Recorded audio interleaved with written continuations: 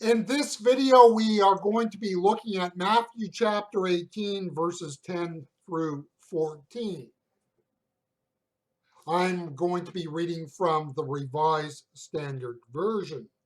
Matthew chapter 18 and verse 10 says this, "See that you do not despise one of these little ones, for I tell you that in heaven their angels always behold the face of my Father who is in heaven. What do you think?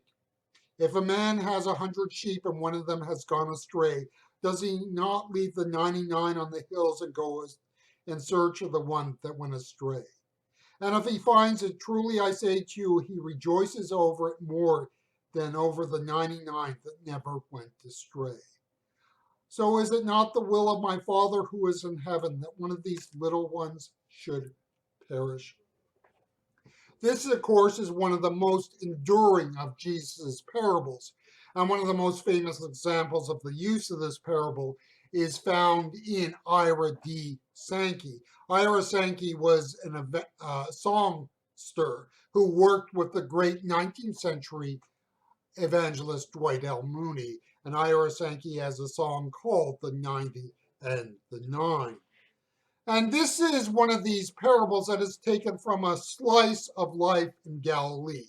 Now, one of the questions you ask yourself when you look at a parable is, where was the original setting? I tend to believe it was not in a synagogue, but out in one of the smaller centers of Galilee, a place where people regularly rub shoulders with the shepherds. Now, the life of a shepherd was cyclical. In the springtime, at the lower elevations, the grass was plentiful. It was green, it was lush, it was vibrant. But as the season shifted from summer or from spring into summer, there came the heat and the dryness of the season. And this required the shepherd to take his flock up into the hills. Why up into the hills? It was cooler. There was grass or pasturage to be had for the animals. And so as you move through the summer season, there's the sense in which you would move up and up. And then as summer shifts into fall, you're moving into the rainy season. And then you would bring the animals back down. And in the winter months, during the rainy time, they would not be taken out, but in pens. And so this season, this cyclical nature of shepherding carried on year after year after years. Now, one of the asides in reading this passage is to reflect on the Christmas story. We remember one of the lines taken from the Christmas story is the shepherds were out in their fields. Now, this is not in any way conclusive, but this gives reason to believe that the birth of Jesus was actually in the spring time, because shepherds would be out in their fields then. Not so much in the winter months when it was rainy. One of the problems of grazing for the grazing of sheep, and what will be a problem for the shepherd, is that a sheep can be, I am told, so engrossed in the task of grazing that they would just follow where the grass is and be ignorant of where the rest of the flock is. And this would lead to cases, needless to say, where the sheep could get lost.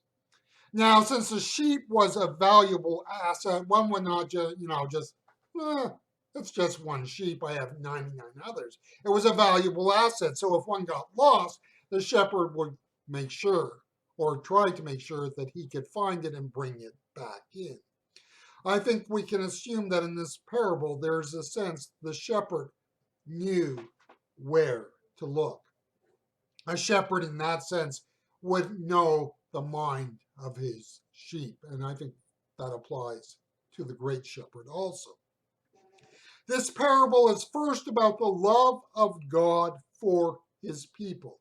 The backstory for this parable, of course, is that Jesus is God incarnate. The great shepherd has stepped into history from eternity. The great shepherd then gave his life for you on the cross. And this, of course, is what shepherds would routinely do. They were there to not just watch over the sheep, They would interfere when wild animals were attacking the flock. They were there to defend. They were, in that sense, willing to lay down their life for the sheep. You see, like the shepherd, Jesus did not shrug his shoulders and go, I have another 99 sheep. In his eyes, we are all worth going after. The love of God is not satisfied with those who are already in the fold. He continues to reach out. The parable is also a succinct statement of what is the pastoral role in the local church. The role of the pastor is to care for the people of God like a shepherd. A shepherd was responsible for the feeding and the watering of the flock.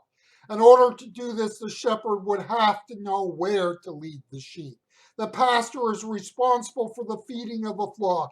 The shepherd made himself vulnerable by going out into the fields with the sheep. There were wild animals out there. Were dangers to the shepherd and to the flock. Then there is the role of the shepherd to seek out the lost. A pastor has responsibility for the 99 and for the one that is lost. Yes, evangelism enters in, but this is not the same as reaching the one lost. In other words, as a shepherd, you are concerned for those that are already in the flock. The oversight of the flock and its health ensures its growth. And as you ensure its growth, you ensure its evangelism.